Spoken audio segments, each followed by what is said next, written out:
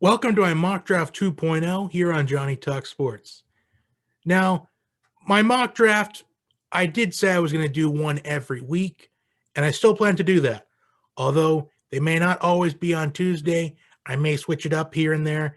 I may do one on Friday, then I could do one maybe the next Monday.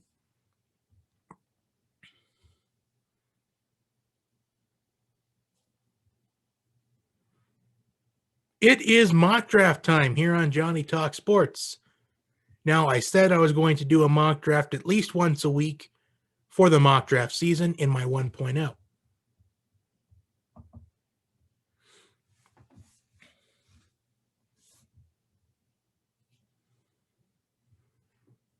It is mock draft time here on Johnny Talk Sports. Now, I said I was going to do a mock draft at least once a week, and I still plan on doing that, although they may not always be on the same day of the week. I could switch it up every now and then. But today is my mock draft 2.0. Before I get into that, we had a big trade go down over the weekend. Matthew Stafford was traded from the Lions to the Rams in exchange for Jared Goff, a third-round pick in April's NFL draft, and a first-round pick in 2022 and 2023. And also, if you want to check out my mock draft 1.0, I'll put a link to that in the description box down below. So without further ado, let's get into my mock draft 1.0. Now, the Jaguars are the first overall pick, and I have them taking Trevor Lawrence, pretty much the obvious part of the NFL draft. Next, we have the Jets, and it's being rumored that the Jets, they are getting offers from other teams for Sam Darnold. So I'm going to guess that they will take a quarterback here, although I feel like it could be wiser to take Penei Sewell. However, maybe this whole Sam Darnold thing is just a smokescreen, which honestly, I think it might be, because I think the Jets, they're just trying to look for maybe who can offer them what. I think that's what they're looking at. So until I see Sam Darnold traded from the Jets, I think that they'll probably go with Penei Sewell here out of Oregon, because you might as well. You've got the best offensive tackle in the draft, a chance to take him at number 2. And I think you might as well take advantage of that. The Jets drafted Mekhi Becton in the first round last season. So I think drafting Penei Sewell in the first round this season, I think the Jets O-line can get a lot better, as Sam Darnold was sacked 35 times in all the games he played last season, which he didn't play the entire season last year. So that's something to keep in mind. Next, we have the Dolphins at 3. And I think they're going to address their need at wide receiver. And they'll have their choice between 3 different wide receivers: Chase, Smith, or Waddle. I think they'll go with Devontae Smith here at 3, the Heisman Trophy winner. And it's best to bring that chemistry with Tua Tagovailoa. With Devontae Smith and Tua already playing together at Alabama, I think that can make Tua a better quarterback, because he trusted Devontae Smith at Alabama, so he can also trust him here in Miami. I think that'll make Tua a much better quarterback. Now we have the Falcons on the clock, and they have their biggest need at quarterback, although it's being reported on NFL Network to not expect the Falcons to move Matt Ryan or Julio Jones. So now that their quarterback situation is taken care of, well, they could take Wilson or Justin Fields to maybe let them learn under Matt Ryan for a year or two. But I think it's best that they address a need at linebacker. So I think the Falcons, this may sound like a reach, but I think they'll go with Micah Parsons, linebacker at Penn State, because that Falcons defense needs to improve. They haven't seemed to figure out their linebacking problems throughout the last couple of years. Next, we have the Bengals on the clock, and I think they're going to go in a similar route the Dolphins went on in drafting Jamar Chase, because Joe Burrow and Jamar Chase played together at LSU. They had that chemistry already. They trust each other. And having Jamar Chase, I think that can make Joe Burrow a much better quarterback. As Joe Burrow, he had a really good rookie season until the injury, and all signs point to Joe Burrow being ready for the start of the 2021 season. Next, we have the Eagles. And I think the Eagles, they're going to take a wide receiver here. because I would lean towards the coaching hire that the Eagles had. I think it's being leaned towards Carson Wentz staying in Philadelphia and being the starting quarterback in 2021. So I'm going to give Carson Wentz a go-to receiver here, and that's Jalen Waddle, the wide receiver out of Alabama. Next, we have the Lions. And the Lions, they took care of their quarterback issue over the weekend by trading for Jared Goff. So they pass on a quarterback here. And I think they'll address their biggest need after that. With the wide receivers being gone, you can say that's their biggest need. With Marvin Jones, Kenny Galladay, Danny Amendola, and Mohamed Sanu all hitting free agency, I anticipate that Kenny Galladay gets franchise tagged, and they'll try to offer as much money as they can to Marvin Jones. So wide receiver may not be the biggest need here. I feel like it could be the secondary. So I have him going with the best corner in this draft, and that is Patrick Surtain, the cornerback out of Alabama. So the second year in a row, the Lions go with a corner with their first-round pick. They drafted Okudah last year, and I am taking Surtain this season. I just think when you have two potential lockdown corners, I think that is set up to have a really stellar defense in the years to come. Next, we have the Panthers. And the Panthers, I think they will address their need at quarterback. And I have them going with Zach Wilson, the quarterback out of BYU. Next, we have the Broncos.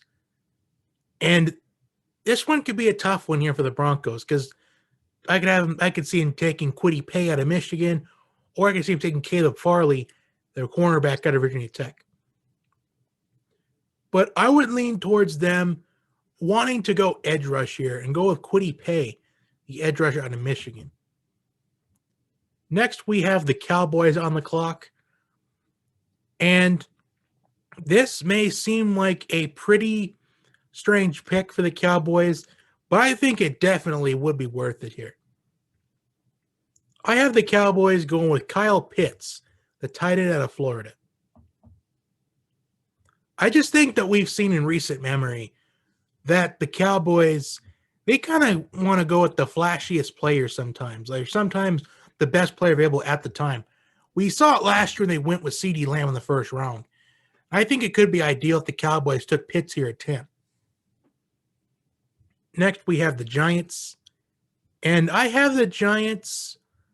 I could see this being a pick that could get traded here, depending on if Kwity Paye's off the board and Micah Parsons are both off the board, or if the top three receivers on the board. But this could be considered a reach. But I have them going with Rashad Bateman, the wide receiver out of Minnesota. I just think that with the Giants wide receivers, they have a difficult time staying healthy. I just think it's best you find a number one receiver for Daniel Jones. And Darius Slayton, he appeared that he could be that number one guy at some points last season, but Darius Slayton is just too inconsistent to be that number one receiver. So I have him going with Rashad Bateman here. A guy that can definitely turn into wide receiver one in New York. Next, we have the 49ers, and I have them going with J.C. Horn, the cornerback out of South Carolina. Despite the 49ers having a pretty decent defense, the corners, they just seem to lack progression. And the 49ers, that the corner position, it's kind of the weakest part, not only on the defense, but throughout the entire team altogether. So I think drafting J.C. Horn, I think J.C. Horn could be a steal here in this draft for the 49ers. Next, we have the Chargers, and I have the Chargers going with Rashawn Slater, the Austin tackle of Northwestern. I think the objective here, get an offensive tackle to protect your franchise quarterback in Justin Herbert. I think Rashawn Slater, he's going to fit that bill nicely for this Chargers team. Next, we have the Vikings, and I had the Vikings doing with Elijah Vera Tucker, the interior offensive lineman out of USC. I just think that the Vikings they pick up their biggest need. I think we're going to see a lot of teams do this with their first round pick because we're not going to have much to go off of. I mean, the combine is not going to be happening this season, and pretty much their combine is going to be their pro days. So I think they're just going to take whatever is their top need on their big board. I think that's going to be one of the cases here for the Vikings. Next, we have the Patriots. And the Patriots, well, this could get very interesting. Kyle Pitts is off the board. A guy that we thought that could easily fall to the Patriots at 15. Are they tempted to take Justin Fields here at quarterback? I think they're not going to be tempted to take Justin Fields because Ohio State quarterbacks don't have a good history in the NFL. And I just think that if they draft Justin Fields, they'll just get another Cam Newton. So I have them going with Trey Lance, the quarterback at North Dakota State. I think that Bill Belichick would be more comfortable with Trey Lance than he would with Justin Fields, especially with how the last Ohio State quarterback, Dwayne Haskins, how he panned out with the Washington football team. Next, we have the Cardinals, and I have them going with Caleb Farley, the cornerback out of Virginia Tech. Although this pick could also be an offensive tackle because I feel like the Cardinals, they haven't addressed their needs with the offensive line since drafting Kyler Murray. So I could also see that pick being an offensive tackle. But Patrick Peterson isn't getting any younger, so I think it's time to try to find that new number one corner. I think Caleb Farley will fit that bill for the Cardinals. Next, we have the Raiders on the clock, and I think they'll just address their biggest need here. That's edge rush. They'll go with Joseph Osai, the edge rusher out of Texas. John Gruden's a defensive guy, and I think he wants a grinder on defense. And that's what Joseph Osai is. Next, we have the Dolphins on the clock, and I have them going with Christian Darrisaw, the offensive tackle out of Virginia Tech. I just think that this is a pick where the Dolphins, they want to protect their franchise quarterback in Tua Tagovailoa. And Christian Darrisaw, I feel like he's the second or third best offensive tackle in this draft. Next, we have the Washington football team. And I don't think the Washington football team will take Justin Fields here.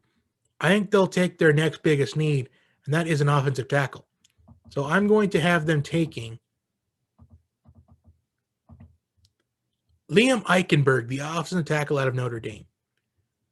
Notre Dame had one of the best offensive lines in college football this past season. And adding Liam Eichenberg, huge protection for whoever the Washington quarterback is going to be next season, whether it's Alex Smith, whether if it's a quarterback they trade for like Deshaun Watson, or even a Jimmy Garoppolo. It just builds protection for that quarterback. Next, we have the Bears on the clock. And I don't think they're willing to take Justin Fields. I think they'll pass on him. I think they will go offensive tackle here as well. I have them going with Alex Leatherwood, the offensive tackle of Alabama. I still think they want to roll with Mitchell Trubisky here. I mean, Mitchell Trubisky, while his stats may not show it, he's at least gotten the Bears to the playoffs in 2 out of his 3 seasons as the quarterback for the Bears. So next we have the Colts on the clock, and I am going to say that they will finally get Justin Fields off of this draft board. It's being rumored that the Colts, the only quarterback they like in this draft class is Justin Fields.